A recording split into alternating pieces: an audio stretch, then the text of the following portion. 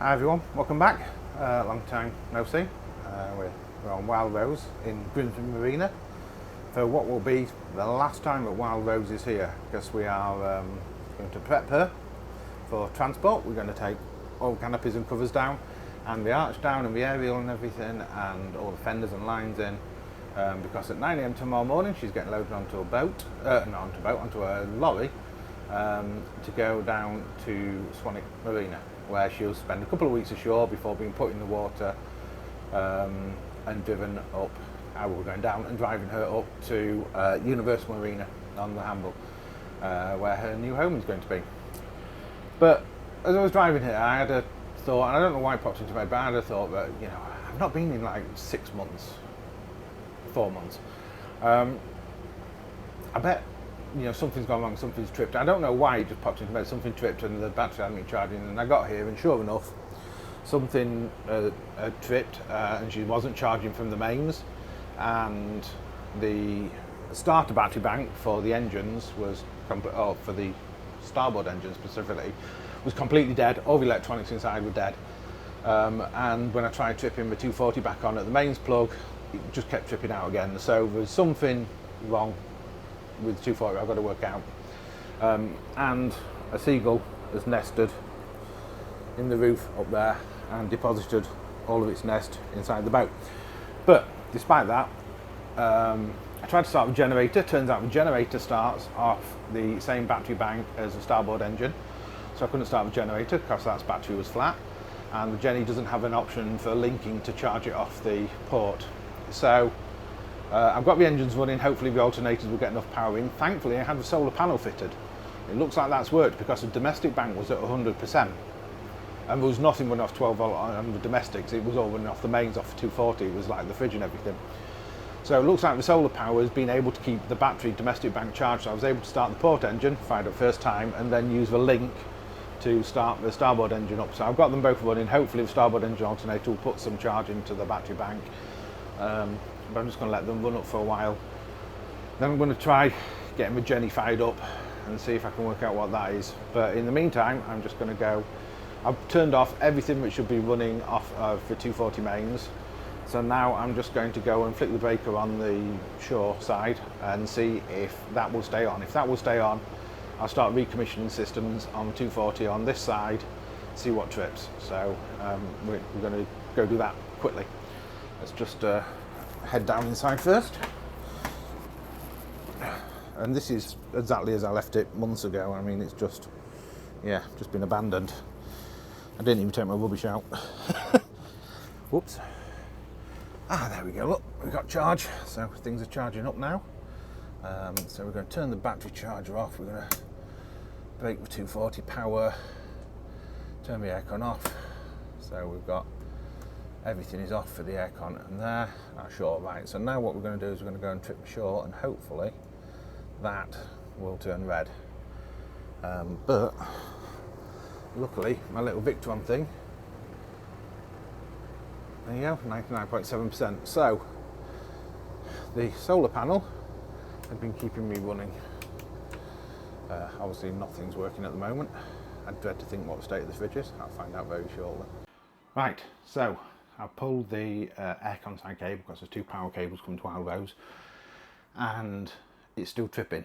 So that's on the domestics. The only domestic breaker that is on at the moment is one over there. The two in the cabin are off, and the two internal breakers are off. So now I've got to get in the engine bay to go and see if there's anything tripped on the breaker board, because all the domestics should currently be isolated. I don't know why they've tripped. And obviously I've got a dead battery bank, so I don't know if I'll last on 12 volt all night for like anything. I could really do with getting my Jenny up and working. Yeah, because otherwise I don't even have any way to make my pot noodle. So yeah, I could do with getting my Jenny up and running, because there's no inverter to convert 12 volt to 240. And the girl's 240. So yeah, let me start pulling breakers and isolating stuff and see where I can find this short. I'm hoping it's somewhere easy and obvious, but obviously it's inside the electrical rewire. It could be something to do with that. It could be that the charger's blown or earthing out or something. I don't know if I can isolate the battery charger, but I mean, I can live without charging because once it's down there, the guys can go and look at it and try and work out what's gone wrong with it. As long as I've got 240 into the main vessel for the systems. So, right, I'm going to go and start debugging this, and I'll be back shortly to let you know what's wrong. And in typical English weather, it's June and it's hammering it down. So I'm probably going to get quite wet, and I think I'm going to leave the canopies up until tomorrow, but I am going to have to get on the roof anyway tonight to put that arch down. So either way I cut it, I'm going to get wet at this rate. So yeah, fuck it. So after much fucking around, I've established it's God knows. I don't know if you can hear it with generators on. I managed to, the port engine battery has its own separate start battery, so using that and the jump switch, I was able to jump it to start the starboard engine. That was able to put enough power on into the batteries on its alternator for me to start the generator. So now the generator is running, and I'm going to leave it running for a couple of hours. The Marina's going to hate me, but I'm going to have to leave it running to get all the domestics and everything charged up, so I can check through all the systems. And I'll need it for, I need all the batteries for the thrusters and everything for tomorrow for manoeuvring it, because I tried the thrusters on just the engines running and the batteries were that flat, but as soon as I tried the thrusters, it stalled the engines. You can see those lights dim, look. I don't know if it's better down there, maybe. That's when I'm firing off the stern thruster. Bow thruster's not so bad because it's got its own separate battery that's fully charged, but the stern thruster runs straight off the main batteries, so it dims all the lights whenever I use it. So the generator's running. Hopefully that's going to get some charge in the batteries. When the electricians wired up the Victron charger, I'm assuming they've wired it only to the battery for starboard engine, because it was reading 100% even though the batteries are stone cold flat. And the Victron mains charger wasn't even picking up. Now the generator's running, my phone's picking up the Victron mains charger, which interestingly enough also says that the battery bank's at 100%, but it also says there's a 230 watt draw. God knows what's running 230 watts. There's maybe 12 watts of light running now because it's starting to get dark, but that's it. Anyway, I've got my fridge on, which is cooling down my drink. I can now boil a kettle to make pot noodle, so it was a success. I'm not taking the canopies down tonight like I was planning on doing because it's hammering it down. What I am going to do is run back to a car and take the dehumidifier and a few other bits and pieces back to a car along with some rubbish, because the fridge was off, so it all defrosted, so I've had to dry and clean all that. And all I'm going to do tonight is probably clear out the seagull's nest from the roof, and if it stops raining long enough for me to get on the roof, I will take a look at dropping the radar arch, but I might not be able to do that without canopies down, so I'll leave that to first thing in the morning. What I am going to do is go and get my coat though when I go back to a car, because it's on the back seat and I'm going to get very, very wet. Either way I look at it, because English summer. So yeah,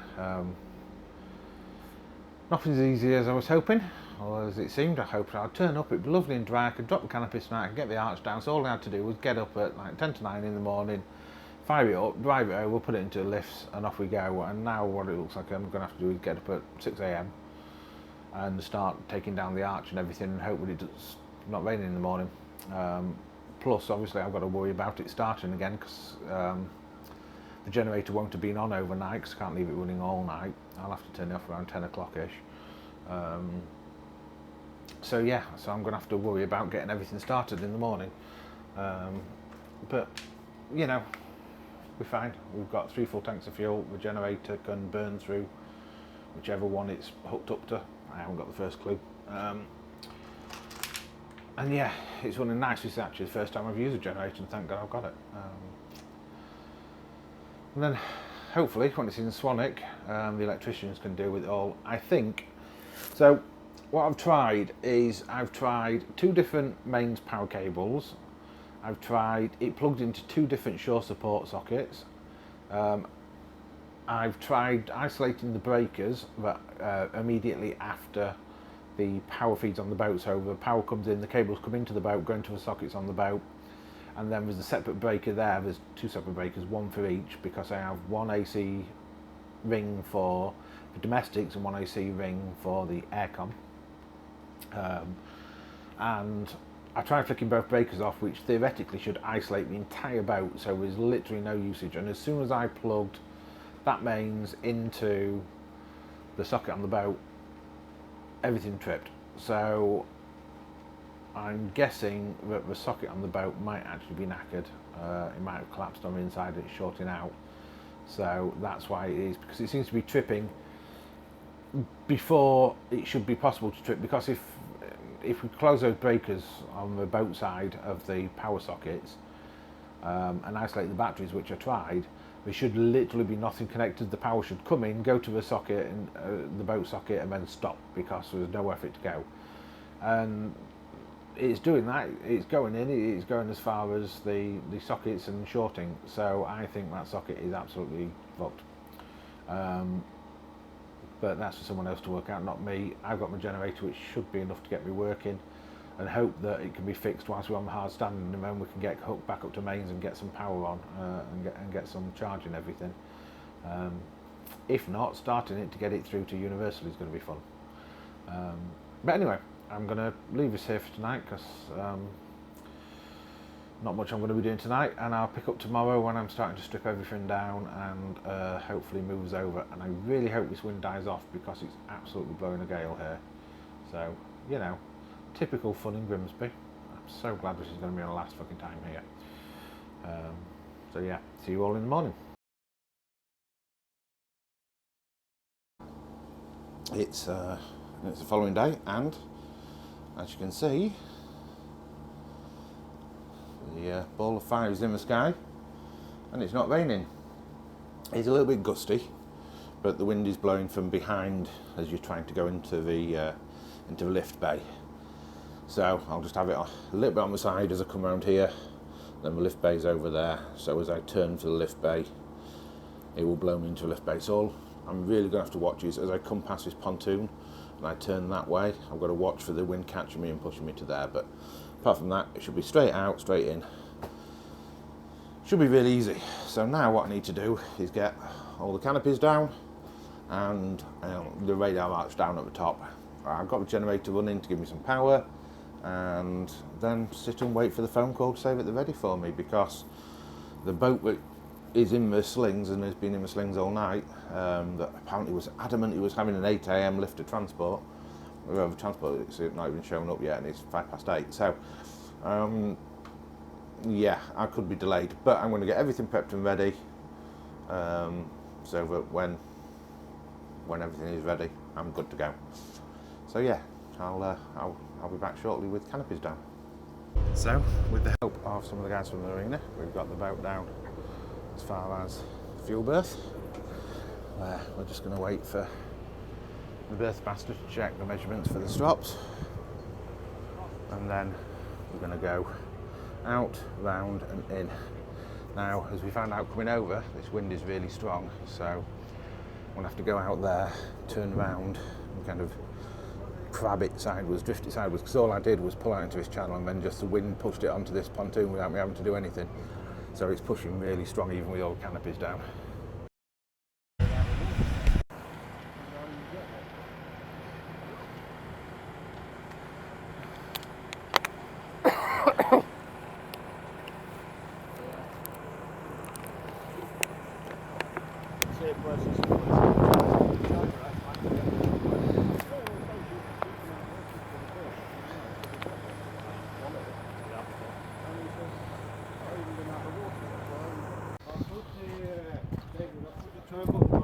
Ah, cool. To be fair, it's been in the water 2.5 years. If that's the only growth it's got in it after 2.5 years, that's not bad. The props have all got to come off because of new anodes and everything, but even so, the anodes aren't even particularly worn on the shaft look. They're hardly touched. Where I'm going, apparently it destroys anodes once a year, so it's So, I'm a little bit muddy because I've jet washed the beast. She's out the water. Tom's just going to sort out to get onto transport now. So we ended up having to drag around with lines because the wind was that strong that I couldn't line her up for the berth. She was just getting blown into the steel.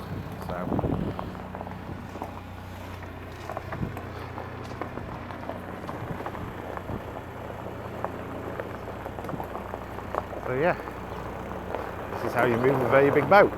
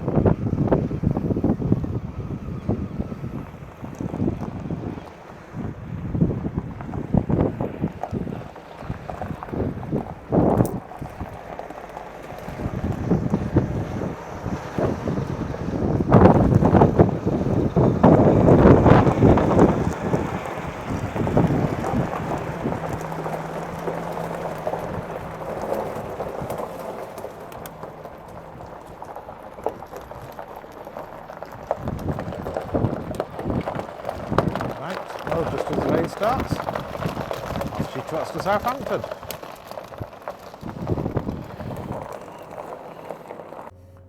Right, so that's Wild Rose on the way. I'm in the car, so I'm going to be heading home now because I need food and a shower. I'm filthy. Next time you see me, I will be moving Wild Rose from Swanwick up to Universal to her new home. So until then, take care everyone, stay safe, and I'll see you later. Bye bye.